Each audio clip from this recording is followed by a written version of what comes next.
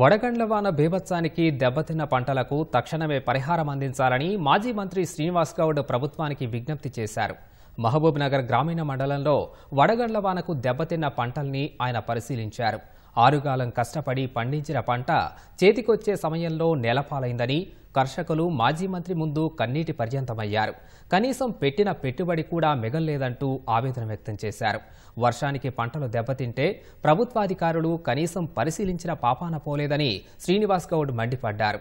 అధికారులు వెంటనే క్షేత్రస్థాయిలో పర్యటించి నష్టం అంచనా వేసి రైతుల్ని ఆదుకోవాలని డిమాండ్ చేశారు. ఎకరాకు 40,000 చొప్పున ఇవ్వాలి. వీళ్ళకు ప్రజెంట్ ఒక 10,000 చొప్పున ఇచ్చేయండి. తర్వాత గవర్నమెంట్ చూసిన మిగతా చేయండి. మీ దగ్గర ఫండ్స్ ఉంటాయి కదా, కలెక్టర్ దగ్గర ఉన్న ఫండ్ తోన ఇమ్మీడియట్ గా సాయం చేయండి. తక్షణ సాయం చేయండి. తక్షణ 10,000 20,000 చేసి తర్వాత గవర్నమెంట్ రాయండి. నెల రోజులు టైం తీసుకుంటారు. నెల రోజులలో ఎకరాకు 40,000 చొప్పున ఇవ్వండి. ఇప్పుడు వాళ్ళు చచ్చిపోతామంటారు రైతులందరూ. మీరు కలెక్టర్ గారు వచ్చినంటే వాళ్ళకు చూడండి, ఏడబడ్డో కనీసం 5% పనికి వస్తా చూడండి. 5-10% పనికొచ్చినా మీరు ₹1 ఇవ్వకండి. 100% నష్టం జరిగిపోయింది. డబ్బులు ఎకరాకు 40,000 చొప్పున మేము అడుగుతున్నాము. డైరెక్ట్ గా ఇమ్మీడియట్ గా వాళ్ళ అకౌంట్ లో వేయండి.